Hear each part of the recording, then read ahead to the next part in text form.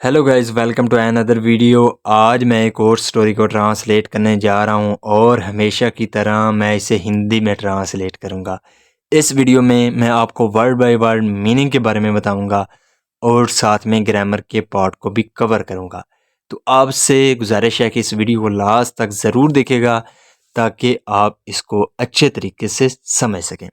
तो वीडियो शुरू करते हैं। वीडियो का जो टाइटल है वो है कन्हाज वाइफ। यहाँ पे कन्हा के बाद अपॉस्ट्रोफी एस है, इसका मतलब होता है का के की। तो वाइफ कहते हैं पत्नी को।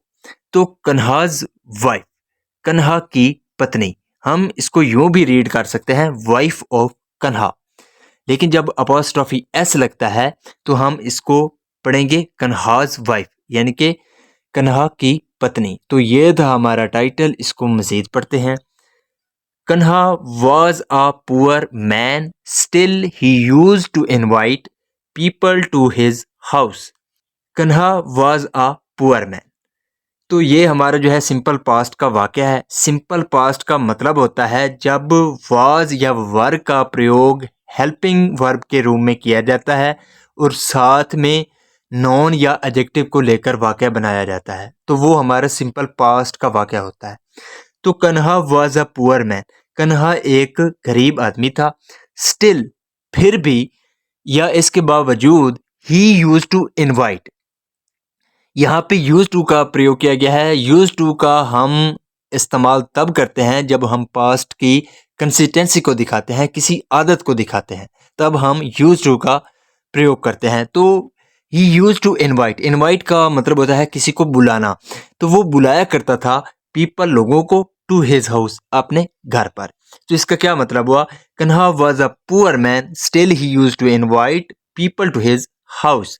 कन्हा एक गरीब आदमी था, फिर भी वो लोगों को अपने घर पर बुलाता था। वन डे, एक दिन, he invited 3 of his friends for lunch. एक दिन, ही इनवाइटेड, यहाँ पे सेकंड फॉर्म का यूज किया गया है। इनवाइट की सेकंड फॉर्म है इनवाइटेड।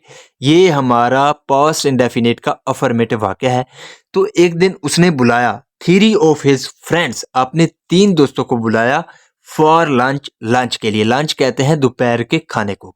तो एक दिन उसने दोपहर के खाने के लिए अपने 3 दोस्तों को बुलाया। बट लेकिन there was nothing in the house to cook. लेकिन देयर वॉज नथिंग, कुछ भी नहीं था, इन द हाउस, घर में, टू कुक, पकाने के लिए। तो पकाने के लिए घर में कुछ नहीं था। सो इसलिए Kanha went out to arrange for food. तो इसलिए जो कन्हा था वेंट आउट, वो बाहर गया, टू अरेंज, अरेंज का मतलब होता है इंतजाम करना। तो वो इंतजाम करने के लिए गया, किसका? फॉर फूड, खाने का। तो खाने का इंतजाम करने के लिए जो कन्हा था वो बाहर गया। He was out when his friends reached his house. He was out, वो बाहर था, when, जब, his friends, उसके जो दोस्त थे, reached, वो पहुंचे, his house, उसके घर पर। यहाँ पे भी सेकंड फॉर्म है रीच की, सेकंड फॉर्म है रीच्ड। ये भी हमारा पास्ट इंडेफिनेट का अफर्मेटिव वाक्य है। तो इसका क्या मतलब हुआ? वो बाहर था जब उसके दोस्त उसके घर आए। कन्हाज वाइफ वेलकम्ड देम। कन्हाज वाइफ, यहाँ पे भी अपोस्ट्रोफी एस है। तो कन्हा की जो पत्नी थी, वेलकम्ड, वेलकम का मतलब होता है स्वागत करना। तो उसने स्वागत किया देम, उनका। They saw a grinding stone in his house with a floral necklace placed on it. They saw, उन्होंने देखा, सी की सेकंड फॉर्म है सा। उन्होंने देखा अ ग्राइंडिंग स्टोन। ग्राइंडिंग का मतलब होता है पीसने वाला, स्टोन कहते हैं पत्थर को। तो ग्राइंडिंग स्टोन, पीसने वाला पत्थर।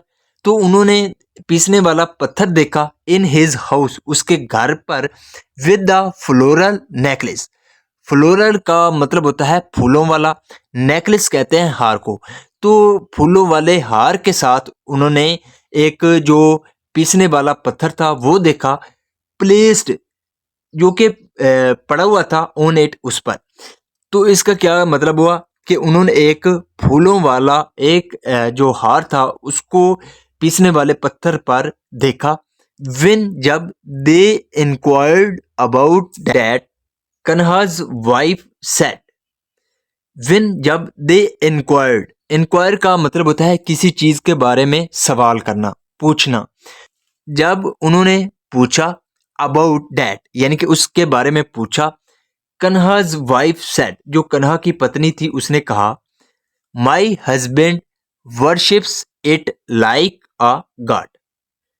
माई हस्बैंड जो मेरे शोहर हैं, वर्शिप्स वो इबादत करते हैं। वर्शिप का मतलब होता है पूजा करना या इबादत करना।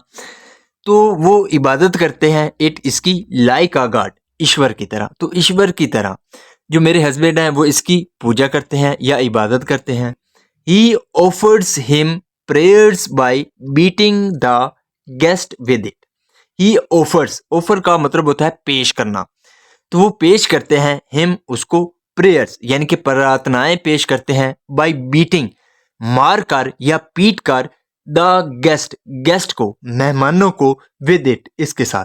तो जो मेरे शोहर हैं उसने कहा कि जो मेरे शोहर हैं वो इस पत्थर के साथ मेहमानों को पीट कर जो है वो क्या करते हैं, प्रार्थनाएं करते हैं। They heard this and ran as fast as they could.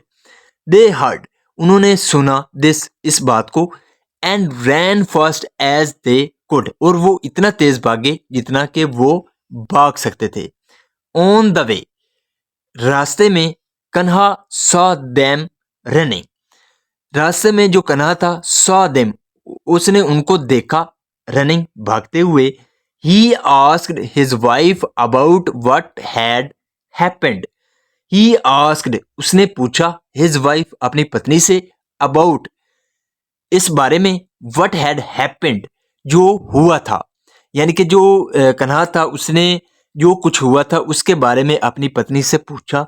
She said उसने कहा, they were asking for the grinding stone. They were asking for, ask for का मतलब होता है मांगना। तो यहाँ पे वर के साथ वर्ब की फोर्थ फॉर्म है। ये हमारा पास्ट कंटिन्यूअस टेंस का वाक्य है और इस तरह के वाक्य के आखिर पर रहा था, रही थे आता है। तो दे वर आस्किंग फॉर वो मांग रहे थे, द ग्राइंडिंग स्टोन जो पीसने वाला पत्थर है वो मांग रहे थे। When I refuse to give them they went away in anger.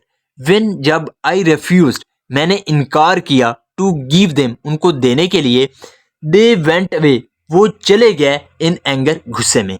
तो जब मैंने उनको ये पत्थर देने से इनकार किया तो वो गुस्से में चले गए।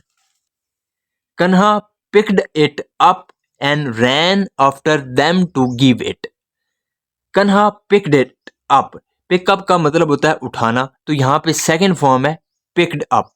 तो कन्हा ने उसको उठाया। and ran after them. ran after का मतलब होता है किसी के पीछे भागना। तो वो उनके पीछे भागा, to give it ये देने के लिए। तो कन्हा ने वो पत्थर उठाया और उनके पीछे भागा उनको पत्थर देने के लिए। बट लेकिन his friends rain very fast and disappeared. लेकिन हिज फ्रेंड उसके जो दोस्त थे, रैन वेरी फास्ट वो बहुत तेज भागे, एंड डिसअपीयर्ड, डिसअपीयर का मतलब होता है गायब हो जाना। तो वो गायब हो गए। यहाँ पे सेकंड फॉर्म है रन की, रैन। तो जो उसके दोस्त थे वो इतना तेज भागे कि वो गायब हो गए। फ्रॉम दैट डे उस दिन से, no one went to his house for lunch and his wife breathed a sigh of relief. From that day उस दिन से, no one went to his house कोई भी उसके घर नहीं गया, for lunch लंच के लिए यानी कि दोपहर के खाने के लिए, and his wife और उसकी जो पत्नी थी, breathed a sigh of relief. sigh of relief का मतलब होता है राहत की सांस लेना। तो उसकी जो पत्नी थी उसने राहत की सांस ली। So this is the video guys. अगर आपको ये वीडियो अच्छी लगी हो तो इस वीडियो को लाइक कर दें, चैनल को सब्सक्राइब कर दें ताकि इसी तरह की आने वाली वीडियो आप तक पहुंचती रहे। Have a nice day, good bye.